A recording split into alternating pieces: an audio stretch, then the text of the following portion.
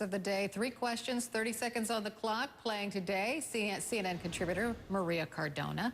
Jason Johnson is a professor at Hiram College and chief political correspondent at Politics 365, and CNN contributor Will Kane joins us as well. So the first question is obvious, isn't it? Okay, so Seamus the dog, poor Seamus, but is this really a character issue, Maria? No question, Carol. Look, if your dog wants fresh air, take him for a walk. Don't strap him to the top of your car and go at high speeds on our nation's highways. The poor dog got sick. Look, even working dogs out west, they travel in pickup trucks, but they don't go at high speeds on the highways. I do think that the treatment of Seamus is shameful, and it adds to the perception that this is somebody who just is not like the rest of us, doesn't get what normal Americans go through. So is he what? He's not normal? Is he not like the rest of us? Is he a pod? Will. Did you say my name? I'm sorry, Carol. I was trying to figure out if Maria was asking rhetorical questions or if she just answered them herself. If she had just accused him of being a pod. I was processing it all right there. Look, I am a dog lover. I had a beautiful Doberman named Leon for 13 years. But I'm perfectly willing to admit that most people, or many people, don't see dogs the same way I do, as some kind of extension of your family that get to sleep in your bed and on and on. And Maria brings up those dogs that ride in truck beds in the West. I would venture to say maybe Maria hasn't been out west much. I have. I lived most of my life out there. Those dogs do travel in truck beds down the highway. And I have to say, if we're starting to draw gray lines, it gets more complicated. This sounds much more to me like political hackery. Woo, Jason.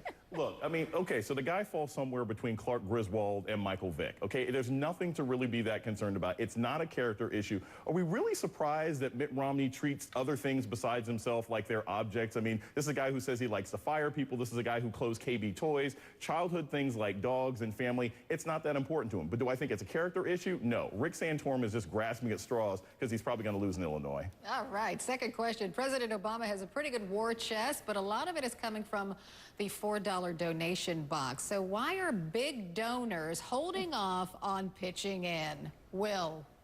Well, so let's put that in context. They wanted to raise like $50 million a month to get to a total of $1 billion war chest, and they're raising kind of half that, $25 billion a month on average. And according to Karl Rove, so take the source with whatever grain of salt you'd like here, but that's something like 7% of their total donations, and they should be at like 20%. Why? The question then is why.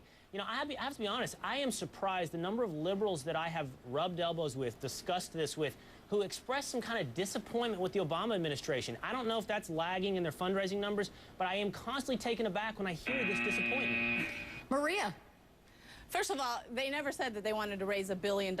Secondly, they are doing pretty well with donors. But thirdly, and most important, their focus has always been everyday, normal Americans whose voice is the ones that they want in their campaigns, not the billionaires, not the millionaires, not the special interests. They have raised all of their money from most of their money from $1.6 million new donors with an average donation of $59. That is hearing what Americans' voices are, and that is the one thing that this campaign has really focused on, and they've been very successful at it. Jason? I'm surprised he can raise any money with 8.3% unemployment. I mean, Obama should be happy that any small donors have any cash to give him. Look, the fact of the matter is, this is kind of like when you go to church and you don't know how much you're going to give to the collection plate until you hear the sermon. There's a lot of people who are still waiting to see the Obama that they fell in love with in 2008. The big donors are concerned. He spent a lot of time be insulting of Wall Street. He hasn't done things for a lot of small people. So, yeah, it's a lack of enthusiasm. But he's still raising more money than Mitt Romney, so he's still doing pretty good. Okay, third question, your buzzer beater, 20 seconds on the clock. Third question. Senator Scott Brown, a Republican, he was at a roast this weekend, and he took a friendly jab at Rick Santorum. Listen. I see that both Newt Gingrich and Rick Santorum now have Secret Service with them on the campaign trail. And in Santorum's case, I think it's the first time he's actually ever used protection. So... Okay. So... That came from a Republican, and he's talking about, of course, the contraception issue.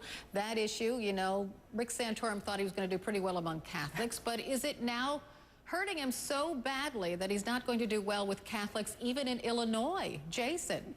Look, the only thing more rare than a condom at Rick Santorum's house is a Republican with a sense of humor. Scott Brown has the right idea. This war on women is not a good idea for Republicans, so it's good that he's being a moderate. He's laughing about it and changing and pivoting off this issue. I don't think it's an issue that Rick Santorum has a problem with Catholics. Rick Santorum has a problem with women in general, and Scott Brown has the right idea. Republicans should be following him, not Santorum. Will. Pretty good joke by Scott Brown, I have to say. That I don't know who wrote that for him, or if he did it himself. That was a good zinger he got there on Santorum. Is it kind of indicative of some larger problem with Rick Santorum and Catholics? I don't think, the joke aside, Rick Santorum does have a problem with Catholics. He has a problem with women. If he is successful in his pursuit of having a war on pornography, he's going to have a problem with the male vote, too. I promise you that. Oh. But I had a more substantive point. The buzzer got me, though. No, I never thought of it that way. It's an interesting take. Maria.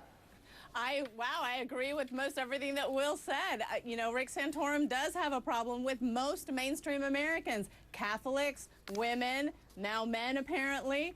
But I think the Catholic issue is interesting because he did lose the Catholic vote to Mitt Romney in most of the past contexts. I think it was because he insulted John F. Kennedy. Come on, you do not insult the first Catholic president if you want to go after the Catholic vote.